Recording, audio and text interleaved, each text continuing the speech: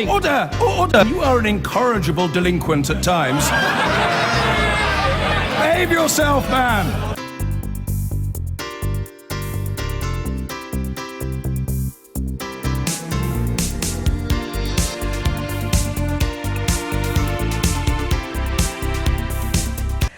Still to come today, we will be live at the inquest into the deaths of 96 Liverpool fans at Hillsborough. The coroner is due to start summing up the evidence. We will have all the details and bring it to you as we get it. Now, it has emerged that a company working for the Home Office has been making asylum seekers wear wristbands in order to receive food at their temporary accommodation in Cardiff. Some residents say the wristbands marked them out and they'd been verbally abused in the street. It follows the news we reported last week that asylum seekers in Middlesbrough had complained that their houses were targeted after people realised that all front doors were painted red. Well, Jo Stevens is the MP for Cardiff Central. She's been told this morning that the wristbands will be withdrawn. She joins us from Westminster, and joining us from Cardiff is Eric Ngal, who's originally from Cameroon. He stayed at Links House before he was granted refugee status in November. He says he was abused in the street for wearing the wristband. Thank you both very much for joining us. Eric, first of all, tell us about the wristband. It was being issued between meals, so you go there on a particular day and you don't know whether it's going to be pink, silver, black or blue. So that was just standard procedure. So just explain that. It wasn't always a particular colour. It was... How did it work? It fluctuated on a daily basis. In fact, so you go for meal time at lunch and they'll give you a silver band, and then when you go for in the afternoon for dinner, they'll give you a red one. However, the system was so bad, if for some reason or the other the wristband was not in your wrist when you came back, you had to justify whether you've lost it, and you have to spend time on the reception. Not only were they issuing the wristband, we were being told that failure to wear the wristband will affect your case with the Home Office negatively. That and the fact that without the wristband, you won't be given food to eat. So without the wristband, some people went without food all day. And you say that you were abused as a result of wearing the wristband. What happened? Yeah, that's correct. Walking from Thames Hotel, which provided us residents, to Links Hotel where we had food, normally it's at traffic time, so you have people who notice the wristbands will be honking their car horns and then shouting to foreigners to go back home.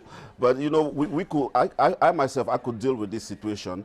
But you had Mr. Abdul Karim from Sudan, who could not speak a single word of English, and he was always being reminded as to the fact that losing his wristband was tantamount to him losing his case against the Home Office. I mean, these guys were depressed. The people were crying simply because of the fact that they'd lost their wristband, and they knew that for a fact they will go without food. These guys, they didn't have no other means of sustenance, so if you don't have lunch and dinner, that's it, you go without food. So did you feel absolutely sure that the wristbands were marking you and others out as asylum seekers, and you were being abused as a direct result of that? That's correct. That's correct. There was a direct link. Otherwise, if the idea was just that people wore the wristbands during meal and then took them off after they've had their meal, that would have been a bit reasonable. But the fact that they stipulated that whether you are within the confines of Links Hotel or outside Links Hotel, you had to wear those wristbands at all times. That was a policy of selective discrimination. And how visible were they? Because if you're saying that people were targeting you because of the wristbands, it sounds like they're quite prominent. Were they not something that could be hidden under a sleeve? Remember, I was there between June and July, which was summertime. So this is not something that you could easily conceal. OK, let's bring in Jo Stevens, MP for Cardiff Central. What are your thoughts on this? Well, I read the reports over the weekend about the issue of the wristbands, and I was very concerned, as were a number of people in Cardiff who contacted me about it. The company, I spoke to them yesterday, and they assured me yesterday that they would be abandoning the wristbands and replacing them with a different system. I'd suggested to them about photo ID cards, which then people could keep in their pockets and wouldn't identify them outside of Links House. I'm pleased to say I've had confirmation this morning from the company that they will be issuing a statement and they will be removing the wristbands with effect from today. What do you think about the fact that they were used in the first place? Well, I just think if you think about the context of the people who are being asked to wear these wristbands, these are people who have fled from war-torn countries. Most of the people who are in links at the moment have come from Syria, so they don't want to be readily identifiable. They're fleeing persecution, they're fleeing war, and these wristbands just made them identifiable outside of the confines of Link's house. Now, I readily accept, obviously, as most people do, that you have to have some means of identification, but this seemed like a particularly crass, insensitive and unnecessary scheme when much better schemes would have been available. Eric Nagal, you said about not wanting to always wear the wristbands. Were many of you who were having to wear the wristbands raising it as an issue? If so, were you listened to?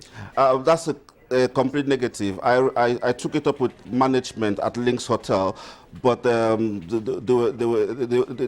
standpoint was you either wear the wristband or you go without food, and that was it. I took it up a couple of times, and I wasn't just doing it for myself because I could cope with the situation. I understood English, but the other people who were there, like I said, some Syrians, Sudanese and Eritreans, people who did not know the left hand from the right hand when it came to English, they were the ones who were being tortured mentally by this kind of situation. So my aim was to try and help them, and I'm very, very happy that the MP Joe Stevens has highlighted this situation with Clear Spring, and they've decided to stop it and hopefully come up with a better alternative. Because at the end of the day, these people these are human beings. They deserve some sort of human dignity, regardless. I mean, these people are traumatized enough as it is. So segregating them with this wristband policy is a no-no. Joe, I mean. Eric is saying that he and others were obviously raising this as an issue. They weren't listened to. It went on for some time. You put in a call, and it's been dealt with swiftly, it seems. So it doesn't sound like it was a very difficult issue to deal with. Can you understand why the wristbands went on for so long when clearly they were, it seems, causing concern and unhappiness? Yeah, I'm very surprised, and that's one of the things that I'm going to be raising hopefully later today in the House of Commons about why it was when representations were being made that neither Clear Springs nor the Home Office took any action to stop this procedure. And I would like to say to Eric, on behalf of many people in Cardiff who've contacted me, that we are very sorry that for anybody who has suffered abuse as a result of being identified as an asylum seeker in our city. Cardiff has always been a very welcoming city, full of generous, kind people who have welcomed people from all over the world, and we wouldn't want people outside of Cardiff to think that they're not welcome in Cardiff, because they certainly are. Thank you both, Joe Stevens and Eric Nagal. We did ask the private company that runs Link's house, Clear Springs Ready Homes, for an interview, which they declined.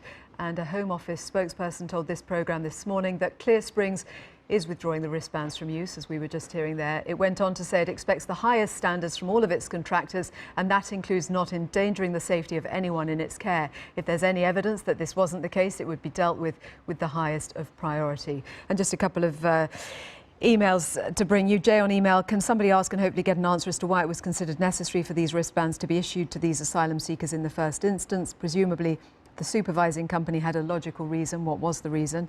John on Facebook, honestly don't know what the problem is with asylum seekers wearing wristbands for food. We do it on all-inclusive holidays and we don't complain. They should be grateful they're getting food at all when there are homeless people out there who don't. Quite a few people are talking about wearing wristbands on all-inclusive holidays or at festivals. I've got to be honest with you, I did hear that earlier today, but I presumed it was satire. I didn't think anyone would really think that it's me wearing a VIP bracelet at the Jingle Bell Ball is akin to having to wear a bracelet to get free dinner at a homeless hostel in Cardiff. But apparently some people are making that point seriously. I guess the difference is that the things you're wearing give you a privileged status, as opposed to denoting something about you that other people might be encouraged to look down on. So, I suppose you can look down on VIPs if you want, but generally speaking, no one's going to look at your wristband if you're at Butlins or Glastonbury and spit at you or shout at you as a result. The claims from Wales is that is what's happening, which is why they're changing it.